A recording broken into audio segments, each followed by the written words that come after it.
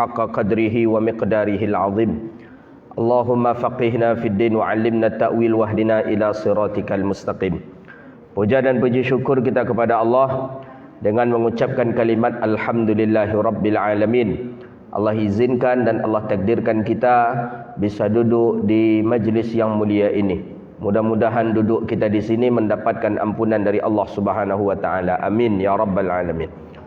Salawat dan salam ke Nabi yang agung, Nabi yang mulia, Rasulullah Muhammad sallallahu alaihi wasallam. Allahumma salli wa sallim wa barik ala sayyidina wa maulana Muhammadin wa ala alihi wa sahbihi ajmain. Salawatu rabbi wa salamuhu alaika ya Rasulullah. Bapak Ibu hadirin yang dirahmati Allah Subhanahu wa taala. Lanjutan kajian kita daripada pertemuan kita bulan yang lalu, yaitu daripada adabut ta'am, adab-adab seseorang dalam makan kalau tak salah. Ya, kemarin itu pembahasan kita adab-adab dalam makan. Di antaranya seseorang tidak boleh makan kecuali seizin daripada tuan rumahnya. Dan tak boleh pula tuan rumah berhenti sebelum tamunya berhenti. Dan tak boleh pula seorang tuan rumah untuk tidak ikut makan bersama tamunya. Itu pembahasan kita terakhir. Antara tekanan lain tidak mungkin tidak. Mungkin tidak. Langsung aja husnuzan awak nak tekanan. Ya adalah banyak pula pengajian lah ustaz. Ya, kalau dah tua-tua kau payah dia memang hafal ustaz. Ya payah kalau tua-tua kau memang hafal payah. Tapi setidaknya berkah majlis ilmu tu yang perlu kita dapatkan. Duduk di majlis ilmu, berapa dosa kita diampuni oleh Allah. Sebagaimana dalam hadis riwayat daripada Abdullah bin Mas'ud, ya, duduk di majlis ilmu Allah ampuni dosa kita. Selama kita duduk di majlis ilmu Allah ampuni dosa kita. Selama duduk kita di majlis ilmu, para malaikat pun beristighfar kepada Allah untuk kita. Untuk kita, ampuni dosanya ya Allah. Berapa ribu malaikat yang hadir, malaikat yang mendoakan kita dalam majlis ilmu, ada 5,000 orang malaikat. Banyaknya daripada awak yang hadir lah. Awak yang hadir nak sampai 5,000 dah, malaikat sampai 5,000. Cuma nak nampak, kalau nampak mungkin nak jadi awak masuk dah, awak di luar je lah. Orang-orang kita kan di luar dari jauh aja kalau duduk-duduk mendengar majlis ilmu. Jadi majlis ilmu majlis yang berkah. Maka kata Nabi sallallahu alaihi wasallam, apabila kalian lewat di pintu surga, apabila kalian berjalan di taman surga, kata Rasulullah, maka singgahlah, kata Nabi. Apa tujuan Nabi untuk singgah? Agar menyuruh kita untuk mendengarkan kajian yang ada di situ. Singgahlah di taman surga. Jadi orang yang sudah masuk dia di majlis ilmu, berarti orang itu sudah masuk dia ke dalam surga Allah Subhanahu wa taala. Kita bermohon kepada Allah, mudah-mudahan kita bagian daripada penghuni surga Allah Subhanahu wa taala. Jadi kalau kita baca fadilah-fadilah hadis tentang keutamaan-keutamaan majlis ilmu, banyak sekali. Banyak. Belum lagi setiap kita melangkah diampuni dosa kita dengan 10 dosa, ditambah amalan pahala 10 pahala. Belum lagi setiap ikan yang ada di air, burung yang terbang di udara, mohon juga ampun bertasbih kepada Allah untuk kita. Banyak sekali fadilah-fadilah yang Allah berikan kepada kita, orang-orang yang mau duduk dan hadir di majlis ilmu. Maka kita bermohon kepada Allah, duduk kita di sini mendapatkan keberkahan daripada Allah Subhanahu wa taala. Amin ya rabbal alamin. Bapak Ibu yang dirahmati Allah, kita lanjutkan kajian kita tentang mengkupas satu buah hadis daripada hadis Nabi Yunus sallallahu alaihi wasallam. Hadis daripada An Ibni Abbasin radhiyallahu taala an. Nama sahabat Nabi Abdullah bin Abbas namanya. Abdullah bin Abbas ini sepupu Nabi. Dia dengan Nabi itu ayahnya kakak beradik. Ayah Nabi dengan ayah Abdullah bin Abbas ni kakak beradik. Nabi punya ayah namanya Abdullah. Abdullah bin Abbas ini punya ayah namanya Abbas. Abbas dengan Abdullah ayah Nabi itu kakak beradik. Siapa nama ayahnya? Abdul Muttalib.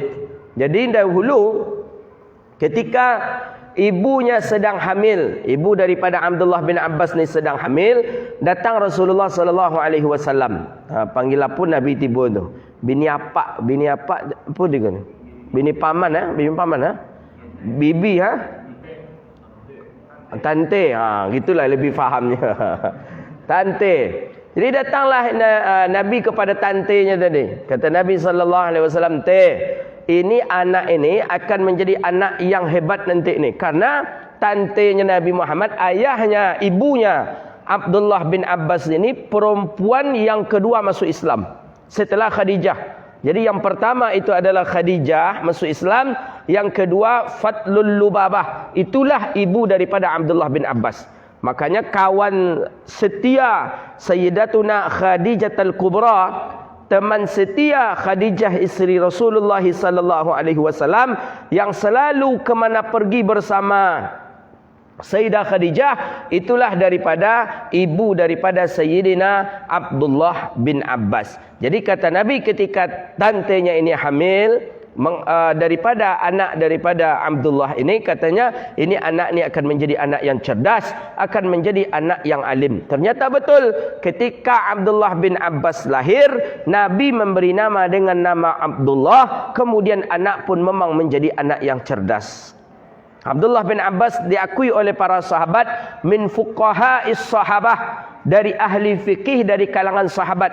Abu Bakar tak tahu tentang hukum ahkam, bertanya kepada Abdullah bin Abbas. Umar tak tahu tentang hukum ahkam, bertanya ke Abdullah bin Abbas. Uthman begitu juga, Sayyidina Ali begitu juga. Maka Abdullah bin Abbas ini lebih dikenal dengan ahli fikihnya dari kalangan sahabat. Sehingga para ulama lain menjulukinya, para sahabat pun lain. Tidak ada satu pun ayat Al-Quran, asbab nuzulnya, sebab-sebab turunnya, kepada siapa diturunkan, yang mengetahuinya setelah Rasulullah, kecuali daripada Abdullah bin Abbas. Abdullah bin Abbas lebih tahu. Oh, ayat itu untuk si fulan. Oh, ayat itu begini asbabun nuzul, nuzulnya, sebab-sebab turunnya begini-begini. Yang mengetahui itu adalah anak daripada Abbas, itulah dia Sayyidina Abdullah bin Abbas. Beliau ketika usia kecil sudah dekat dengan Rasulullah, banyak menghafal hadis daripada hadis Nabi sallallahu alaihi wasallam. Kemudian Abdullah bin Abbas pun didoakan oleh Nabi sallallahu alaihi wasallam. Karena setiap malam Nabi akan melaksanakan salat malam, itu yang menyediakan airnya adalah Abdullah bin Abbas. Ketika Nabi akan melaksanakan tahajud, ketika Nabi akan melaksanakan qiyamul lail, itu yang menyediakan air untuk Rasulullah sallallahu alaihi wasallam, itulah Abdullah bin Abbas. Jadi Nabi nampak Abdullah bin Abbas ni kuat perhatiannya kepada Nabi. Ya, Nabi ni kalau panggilannya macam mana itu? Panggil abang lah kan. Ayah Nabi dengan ayah dia kakak beradik, panggil abang lah. Tapi usia jauh beda. Ya, Nabi akan hijrah ke Madinah, baru Sayyidina Abdullah bin Abbas kalau tak salah baru usia 10 tahun. Jadi sekitar usia Nabi 50 tahun. Nah, usia Nabi 40 tahun. Kemudian Sayyidina Abdullah bin Abbas baru lahir. Karena Nabi akan hijrah, Nabi 50 tahun usia beliau. 53 tahun ya, berarti sekitar umur 43 tahun. Jadi Sayyidina Abdullah bin Abbas menyediakan air untuk Nabi ketika Nabi nak berwuduk. Karena Bapak Ibu yang dirahmati Allah, di Arab dahulu itu air tu susah, Pak. Air tu cara mendapatinya dengan dua saja. Pertama daripada air hujan. Hujan pun di Arab jarang, tidak seperti kita. Kita kalau pas musim hujan tu memang hujan badan tuang juga seminggu tu. Di kita, kalau di Arab enggak. Kalau di Arab ada musim pas hujan itu pun sebentar tidak lebat. Dan kadang-kadang lebat pula sampai banjir. Yang kedua, orang-orang Arab mendapatkan air daripada mata air atau sumur. Dan itu tidak semua rumah bisa punya sumur. Tidak seperti kita. Kita ingin buat rumah di sini, udah tancapkan bor, keluar air. Itu saking mudahnya di kita. Min fadli Rabbi, itu bagian daripada karunia Allah untuk kita. Itu bagian daripada kekhususiat Ya, daripada keistimewaan umat Islam yang ada di Indonesia, negeri Indonesia, ketika dia di mana dia membuat rumah, langsung ada air dan itu bisa dia bor. Itu satu nikmat daripada Allah Subhanahu wa taala. Orang Arab tak bisa. Susah, sumur jauh. Bayangkan sajalah sumur ada namanya Bir Ali. Bir Ali sumur tempat kita mengambil miqat. Tempat kita mengambil miqat itu tuh sumur. Bi'run artinya sumur. Bir Ali, sumurnya Ali bin Abi Talib. Disitulah dulu tuh Bir Ali. Bir Ali. Bir Ali itu Bi'run Aliyun. Bi'run artinya sumur, Ali sumur Ali. Bukan Bir Ali itu Ali minum bir. Tak, jangan salah pula lah. Kadang jemaah umrah Bir Ali, adalah Ali minum bir. Tak. Bir tu bi'run. Bi'run artinya sumur. Aliyun Ali. Bi'run. Bi'run. Bir Ali. Bir Ali itu disingkat dengan orang saja. Bir Ali. Bir Ali. Bir Ali adalah sumurnya Ali bin Abi Talib. Ada dulu sumur yang dibeli oleh Sayyidina Uthman. Ada lagi sumur yang berada di dalam kebun orang Muslim sahabat Nabi SAW. Apa namanya? Royha apa itu? Jadi dulu jauh, tidak ada di dekat rumah Sayyidina Rasulullah SAW. Kalau Nabi ingin air, Nabi memintakan sahabat untuk mengambilnya. Kadang sahabat pun belum Nabi suruh, sahabat pun belum Nabi minta tolong, sahabat pun sudah menyediakan air untuk Rasulullah SAW. Jadi kalau kita lihat-lihat, ya Allah ya Karim, memang beruntung kita ni, alhamdulillah. Memang berat ujian kita di atas nikmat Allah. Allah beri kita nikmat itu tanda ada ujian untuk kita. Allah beri kita mobil mewah, berarti itu ada ujian. Allah beri kita rumah mewah, Allah beri kita dengan pangkat jabatan, Allah beri kita dengan gelar, Allah beri itu karena tanda kita sudah siap untuk menerima ujian Allah. Maka ujian Allah itu ada berupa nikmat karunia daripada Allah, ada berupa nikmah. Ujian itu maksiat juga bagian daripada ujian. Maka hati-hati ketika kita sedang mendapatkan nikmat daripada Allah, berarti kita sedang diuji oleh Allah. Jangan sampai kita lengah, jangan sampai kita jauh daripada Allah. Ketika kita mendapatkan nikmat daripada Allah, kita mesti harus ingat langsung bahawa ini adalah ujian daripada Allah. Kita ni dapat nikmat ni.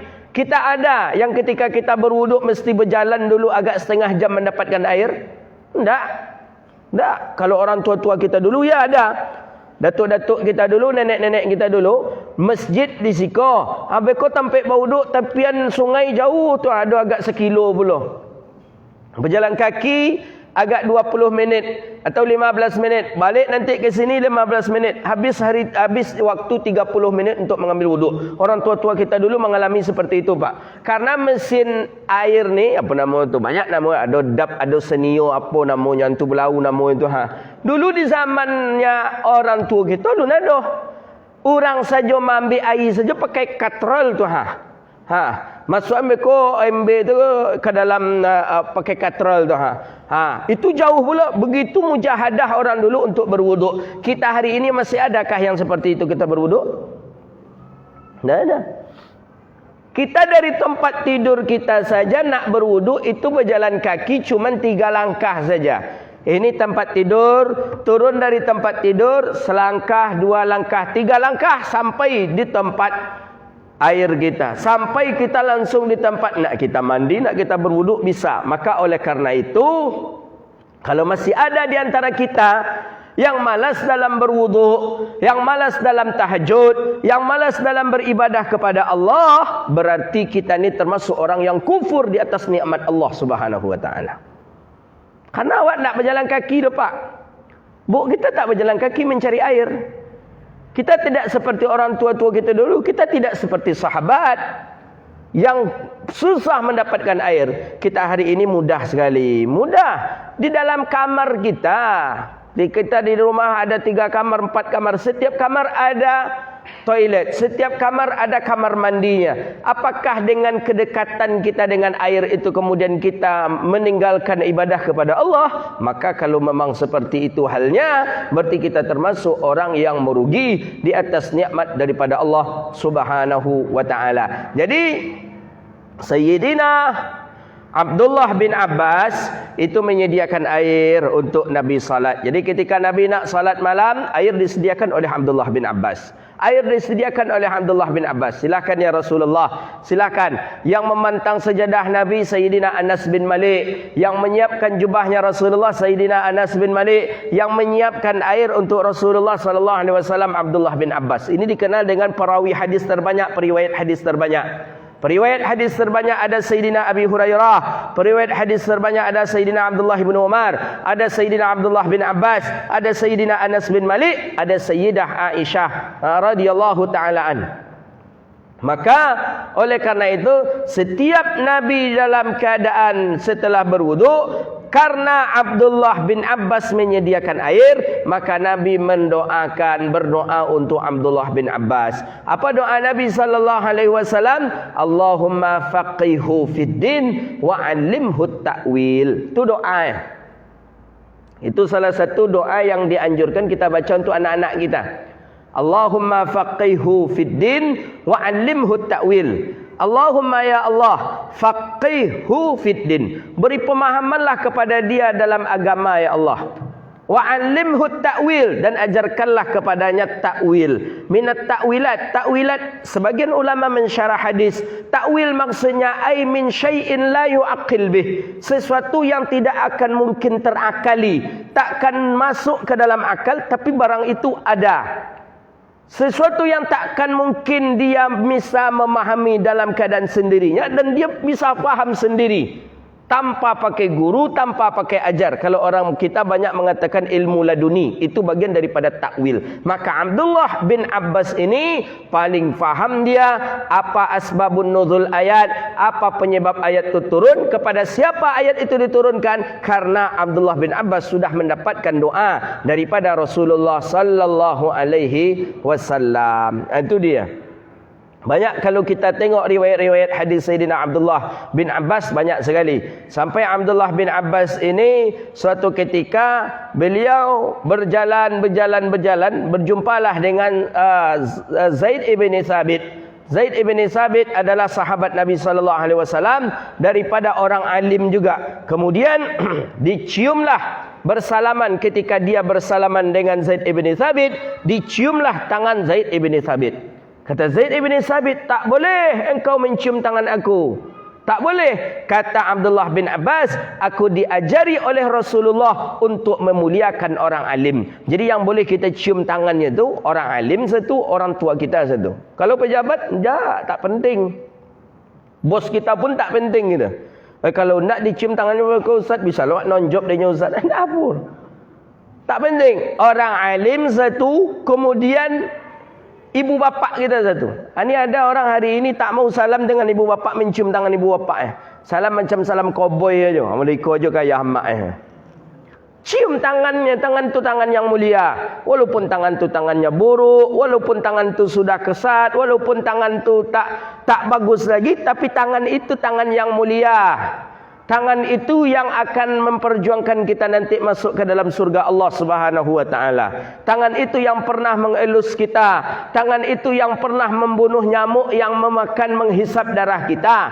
Tangan yang hina itu, tangan yang mulia itu yang menyuapkan makanan ke dalam mulut kita ketika kita kecil. Ketika tangan itu sudah tidak bagus lagi, apakah tidak rela kita untuk mencium tangan yang mulia itu? Maka jangan, ciumlah tangan yang mulia itu. Cium tangan itu. Itulah tangan daripada tangannya wali Allah. Maka kata para ulama, ada 300 orang wali Allah di dunia ini yang berdoa untuk kita. Tapi ada satu orang tua yang berdoa untuk kita, dan doa itu berlawanan dengan wali yang 300 orang tadi. Kalah doa 300 orang wali tadi.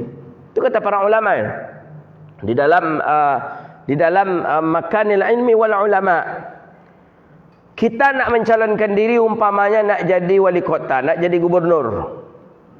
Kita kumpulkan orang-orang soleh di sebuah masjid. Kumpulkan orang-orang soleh di sebuah masjid. Orang-orang soleh ni orang yang taat kepada Allah. Jarang dia berbuat dosa. Orang-orang soleh, tahajudnya dia jaga, puasa Senin Khamis dia jaga, salat duha dia jaga. Ada 300 orang yang mendoakan kita. 300 orang tu berzikir untuk kita. Nanti setelah berzikir dia berdoa, ya Allah, dudukkanlah dia si fulan ni jadi gubernur ya Allah. Dudukkan si fulan ni jadi gubernur ya Allah. Dan ada satu orang tua di rumahnya sedang berdoa. Ketika itu juga doanya berlawanan dengan doa orang-orang soleh yang 300 orang ni. Di rumah ada seorang yang berdoa, ya Allah, jangan engkau luluskan, jangan engkau dudukkan dia jadi seorang gubernur ya Allah. Mana yang lebih dahsyat daripada doa itu? Doa orang tua yang satu. Kalah doa ulama yang soleh 300 orang ini. Maka hati-hati kita dengan ibu bapa kita. Kita pun sebagai orang tua hati-hati mengucapkan sesuatu kepada anak, hati-hati sekali. Kadang ada orang tua yang jarang duduk di majlis ilmu, yang tak pula ada pendidikan. Itu mengecekkan anak tu macam menyumpahi anaknya. Tak boleh. Karena doa orang tua bisa sama dan bahkan mengalahkan daripada doa 300 orang wali aulia salihin. Maka oleh karena itu, ketika Abdullah bin Abbas mencium tangannya Zaid ibn Thabit, Zaid ibn Thabit mengatakan, tidak boleh engkau mencium tangan aku. Kata Abdullah bin Abbas, aku diajarkan Rasulullah untuk mencium tangan orang alim. Dibiarkan saja karena sudah berlalu. Kemudian besoknya ketika Abdullah bin Abbas keluar dari masjid, Zaid ibn Thabit pun keluar daripada masjid. Diambilkan sendal Abdullah bin Abbas oleh Zaid ibn Thabit. Ni Zaid ibn Thabit ni seorang ulama juga ini. Diambilkan sandalnya Abdullah bin Abbas, diletakkan ke hadapan Zaid ibn di hadapan Abdullah bin Abbas.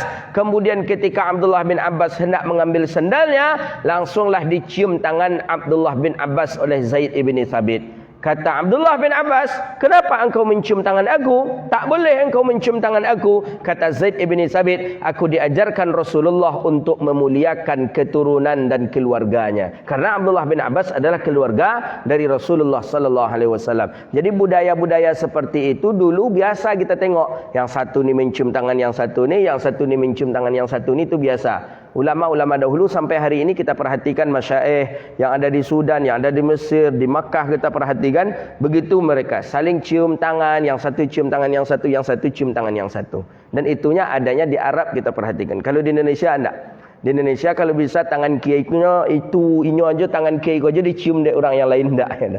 Tangan orang lain kalau ke dia kalau bisa jangan diciumnya. Ada ego atau kesombongan yang ada pada dirinya, ini yang tidak dibolehkan. Jadi Abdullah bin Abbas periwayat hadis Nabi sallallahu alaihi wasallam. Abdullah bin Abbas wafat beliau di Taif. Bapak Ibu tahu Taif? Taif itu daerah yang dekat dengan Makkahul Mukarramah. Ada sekitar 3 jam dari Makkah dan suasana di sana sangatlah sejuk sekali. Sejuk dan dingin. Banyaknya pabrik-pabrik parfum itu daripada daerah yang bernama Taif. Taif itu tempat Nabi hijrah pertama kali.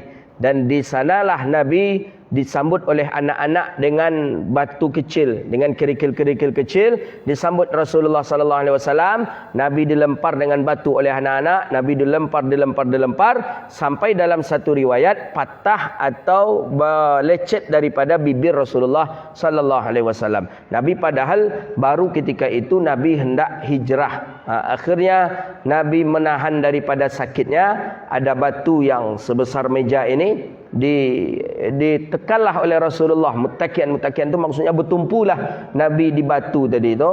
Kemudian batu tadi itu menjadi lunak, dan batu tadi lunak dan berbentuklah kepalan tangan Nabi di batu itu. Jadi kepalan tangan Nabi itu ada 2 kepalan tangan Nabi, berbentuk batu tadi kedua kepalan tangan itu. Datanglah ke Taif. Sampai sekarang masih ada batu itu di Taif. Masih ada. Cuma pemerintah nampaknya khawatir orang-orang melakukan suatu kesyirikan. Jadi batu tadi itu dibuat tembok tinggi keliling.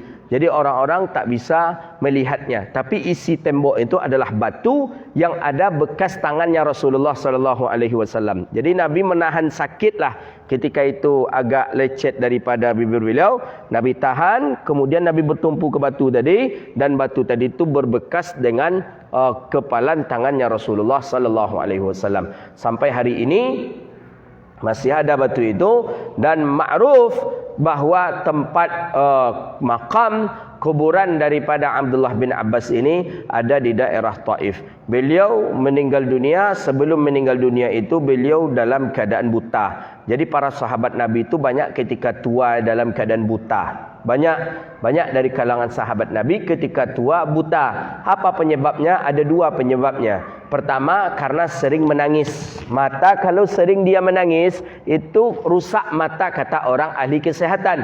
Maka menangis jangan lama-lama. Menangis itu cukup sebentar saja. Kalau lama-lama bisa rusak mata kita, bisa berakibat kepada buta. Tapi macam mana Ustaz? Nangis ni kan tak bisa pula ditahan-tahan. Ia tak bisa ditahan-tahan, tapi jangan kita larut-larut dalam hal menangis seperti itu.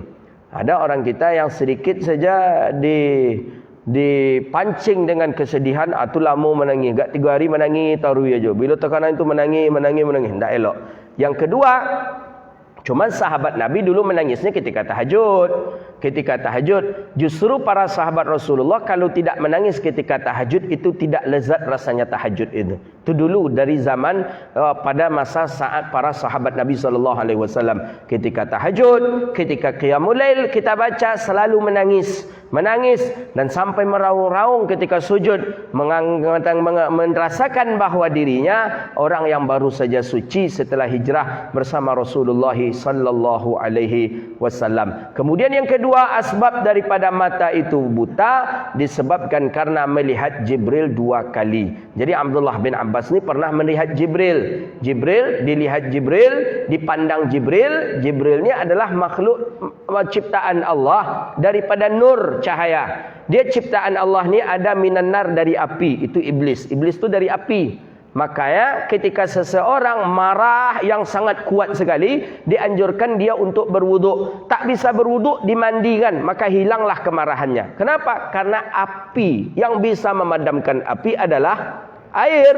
Yang bisa memadamkan api, air. Yang bisa mengusir daripada jin, daripada syaitan, daripada iblis adalah wuduk.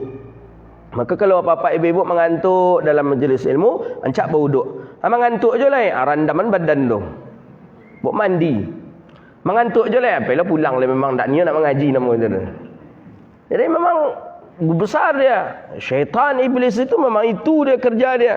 Memang nak untuk mengganggu daripada kita saja, sehingga kita tidak akan bisa untuk beribadah kepada Allah. Kita akan lalai daripada Allah Subhanahu wa taala. Jadi Sayyidina Abdullah bin Abbas itu melihat daripada Jibril, itu 2 kali melihat Jibril sehingga buta daripada matanya. Jadi iblis diciptakan dari api.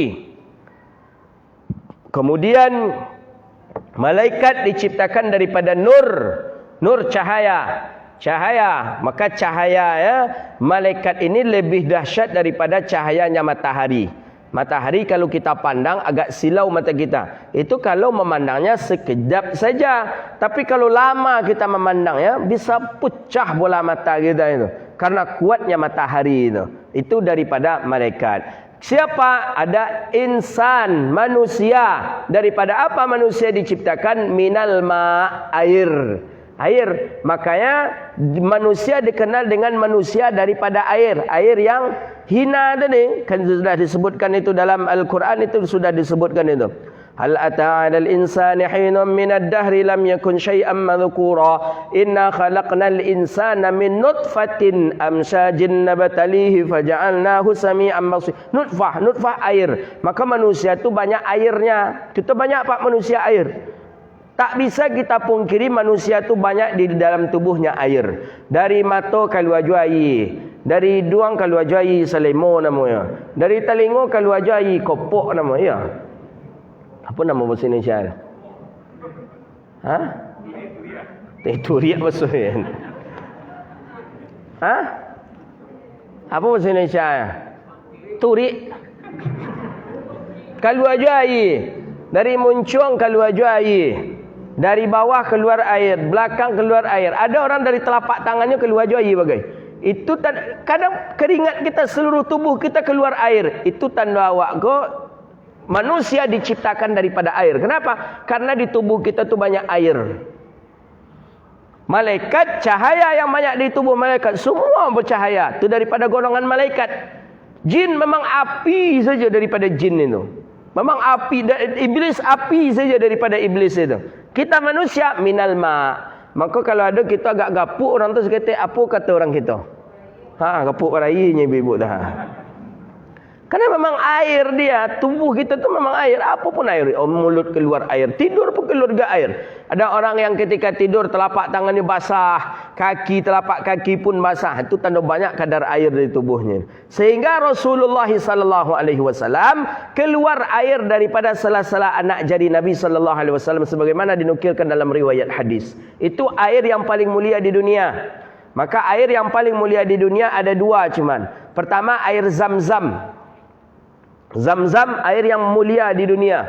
Keluar di dekat Kaabah, dan itu dari gesekan tumitnya seorang anak yang kecil yang besar akhirnya menjadi seorang nabi. Itulah Sayyidina Ismail alaihi salam. Itu air yang paling mulia. Maka Nabi mengatakan Zam-Zamu liman syuribalah. Kata Nabi SAW, siapa yang minum Zam-Zam maka dia akan mendapatkannya. Maksudnya apa niat kita minum Zam-Zam akan Allah takdirkan. Kita belum punya jodoh, minum Zam-Zam. Bertawassul kepada Zam-Zam itu perkara yang dibolehkan. Nabi mengatakan dalam hadis sahih Muslim, itu dibolehkan. Ya Allah, berkat Zam-Zam ini ya Allah, berikanlah aku jodoh. InsyaAllah besok Allah datangkan jodoh.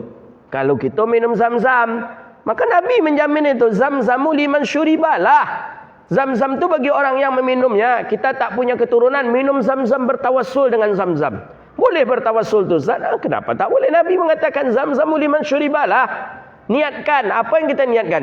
Imam Suyuti rahimahullahu ta'ala, setiap minum Zam-Zam, Imam Suyuti selalu meniatkan. Kita baca dalam tabakat, dalam manaqib Asy-Syafi'iyah, Imam Syafi'i selalu membaca doa ketika minum Zam-Zam. Bertawassul. Apa tawassul Nabi? Apa tawassul Imam Jalaluddin Abdul Rahman As-Suyuti? Ya Allah, berkat Zam-Zam ini ya Allah, jadikanlah aku alim seperti guruku. Itu doa yang selalu setiap minum Zam-Zam. Ya Allah, jadikanlah diriku alim seperti guruku. Memang Allah takdirkan alim seperti gurunya rahimahumullahu ta'ala. Maka oleh karena itu Bapak Ibu yang dirahmati Allah, Zam-Zam air yang mulia pertama kali di dunia. Zam-Zam air yang mulia. Maka oleh karena itu minum Zam-Zam. Maka dalam riwayat hadis dalam kitab Jami'us Saghir, Imam Suyuti juga menjelaskan hadisnya, perut yang tidak bisa menerima Zam-Zam itu adalah perutnya orang munafik.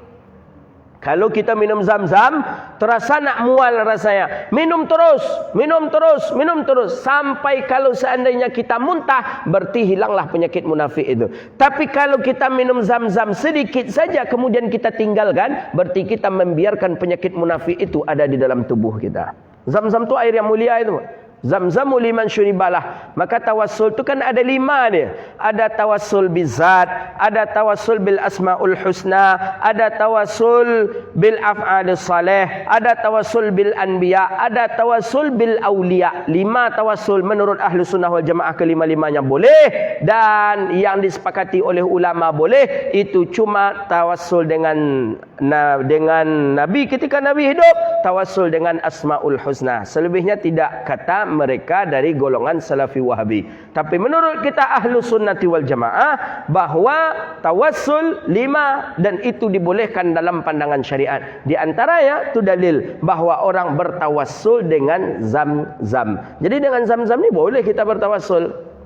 Nabi menyuruhnya, Zam-Zamu liman syuribalah. Minum Zam-Zam, maka Zam-Zam tadi akan memberikan sesuatu untuk, yang memberikannya Allah, tapi kita menjadikan Zam-Zam sebagai wasilah. Air yang mulia yang kedua, itulah air yang keluar daripada salah-salah anak jarinya Rasulullah sallallahu alaihi wasallam. Jadi terjadi peperangan ketika itu. Terjadi peperangan ketika musim panas. Air habis. Panas ini, sahabat masih berperang, sedangkan air habis. Sahabat risau, apa nanti air yang akan diminum oleh sahabat yang sedang perang ini? Bagaimana caranya nanti ini? Datanglah sahabat ke Nabi SAW. Ya Rasulullah, air habis ya Rasulullah. Sedangkan sahabat masih berperang ya Rasulullah. Apa yang akan kita lakukan ya Rasulullah? Bagaimana air yang akan diminum nanti oleh para sahabat ya Rasulullah? Kata Nabi, di mana letak inauha? Di mana letak bejana besar? Drumnya itu di mana? Drum tempat sahabat tu minum di mana? Ada di sana ya Rasulullah. Kata Nabi, ayolah bawa saya ke sana. Datanglah Nabi SAW ke tempat air tadi yang besar tadi. Wa wada'a yadahu syarif, beliau letakkan tangan beliau. Fanfadat minhul ma', fanfajaran minhul ma', keluarlah air daripada sela-sela anak jari Rasulullah SAW. Maka ketika air tadi keluar, maka minumlah daripada air itu banyak daripada orang-orang dari kalangan sahabat itu sampai daripada 114 atau 141 orang dan lain sebagainya. Pokoknya intinya adalah ada air yang keluar dari anak jari Rasulullah, dan air itulah yang paling mulia daripada bumi Allah ini. Jadi air yang mulia di dunia ada air Zam-Zam, kemudian air yang keluar dari sela anak jari Rasulullah sallallahu alaihi wasallam. Jadi manusia diciptakan daripada air, kemudian iblis daripada api, kemudian malaikat daripada nur. Karena Abdullah bin Abbas ini melihat dan memandang daripada malaikat, melihat daripada malaikat yang daripada cahaya, maka butalah mata Sayyidina Abdullah bin Abbas. Itu dia. Dan memang para sahabat Nabi menginginkan buta itu nampaknya ketika tua. Itu penyebabnya, karena sering menangis, kemudian sering melihat malaikat. Kenapa kok tahu Abdullah bin Abbas itu malaikat? Ya karena sudah begitu dekat dengan wahyu, dekat dengan Nabi Muhammad, dekat dengan Allah, dan paling hafal dan mengerti tentang kitab-kitab Allah Al-Quran. Maka Abdullah bin Abbas tahu kalau itu adalah Sayyidina Jibril alaihi salam. Maka diwafatkanlah Abdullah bin Abbas di daerah Taif. Sampai hari ini ma'ruf makam beliau di samping masjid. Jadi di sebelah makam itu ada masjid. Itulah masjid Sayyidina Abdullah bin Abbas. Jadi rugi kalau Bapak Ibu tidak pergi ke Taif itu. Memang travel umrah tidak menyediakan ke Taif itu kecuali kalau kita yang memesannya. Kalau boleh tolong tolong disampaikan ke atau kita sewalah mobil-mobil yang ada di sana, tolong bawa kami ke daerah Taif. Itu dibawain. Subur Taif itu. Tanaman-tanamannya subur, bunga-bunga, kemudian pabrik parfum gitu. Daerahnya sejuk. Kalau di kita di daerah Sumatera ini, kalau kita umpamakan seperti di Alahan Panjang lah. Datang ke Solo Alahan Panjang itu tak bisa kalau pakai baju-baju kaos-kaos tipis itu, siang pun dingin itu. Seperti itulah keadaan di daerah Taif. Itu dia. Itu sahabat Nabi sallallahu alaihi wasallam.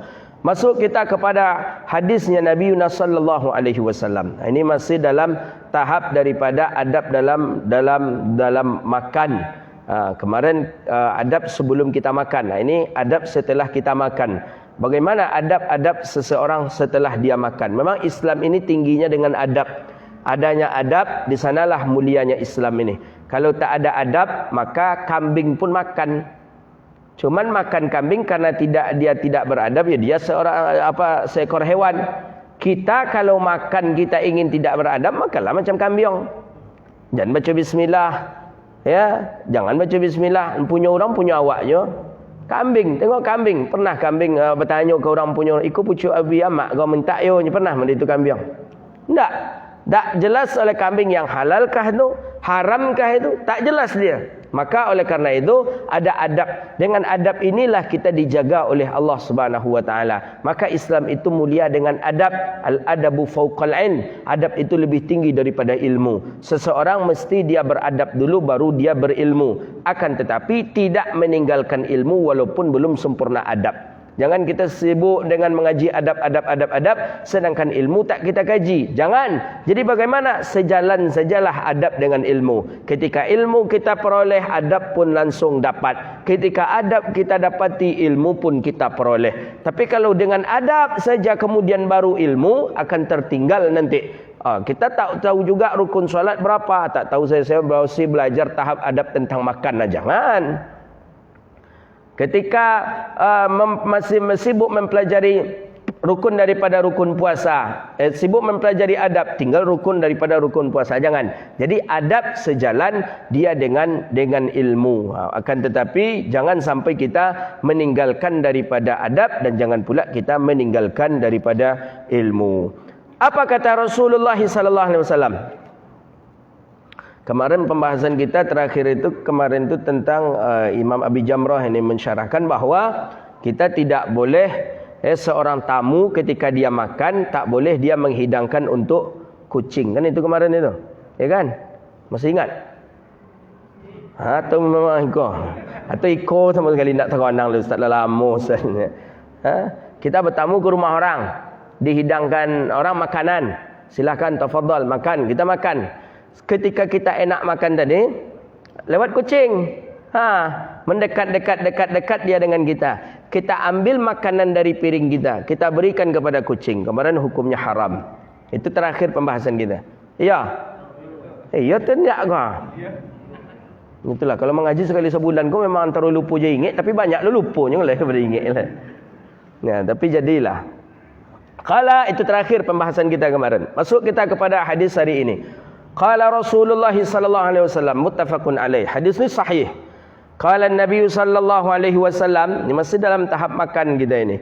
Idza akala ahadukum. Berapa waktu Isya? 39. Ada 2 minit lagi. Nanti bisa jadi sip Isya kita lanjutkan nanti. Tapi kata Rasulullah sallallahu alaihi wasallam, idza akala ahadukum ta'ama, apabila telah memakan salah seorang kamu ta'ama akan makanan. Ini lanjutan daripada hadis yang kita kaji kemarin. Fala yamsah yadahu, maka jangan ia mengeringkan atau melap daripada tangannya hatta sehingga dia menjilatnya atau dijilat. Maksud menjilat, memang menjilat. Bolehkah kita menjilat punya kita? Atau bolehkah kita memberikan tangan kita kepada orang, kita suruh orang menjilatnya? Jangan capek ni sampai nak boleh dah Ustaz, dah tunggu dulu. Atau maksud dari sini seperti apa? Menjilat seluruh jari kah yang dianjurkan atau menjilat tangan? Tangan yang dijilat atau cuma sekedar jari saja? Ini yang harus kita fahami hadis ini. Sehingga Islam itu jangan nanti dipandang jorok. Jangan Islam itu nanti dipandang, kok Islam tu kotor kali ya, tangan masa harus dijilat. Tengok nanti hadis ini nanti akan kita bahas insya-Allah setelah selesai solat Isya nanti insya-Allah. Nampaknya agak panjang tapi tidak panjang juga pembahasan kita tentang masih dalam masalah makan ini. Kemudian habis masalah makan. Kemarin itu kan sudah kita bahas juga, ini hadis yang bagian terakhir saja lagi tentang makan. Hadza wabillahi at-taufiq. Subhanakallahumma wa bihamdika asyhadu an la ilaha illa anta astaghfiruka wa atubu ilaik. Wassallallahu ala nabiyyina Muhammadin wa ala alihi wa sahbihi ajma'in. Assalamualaikum warahmatullahi wabarakatuh.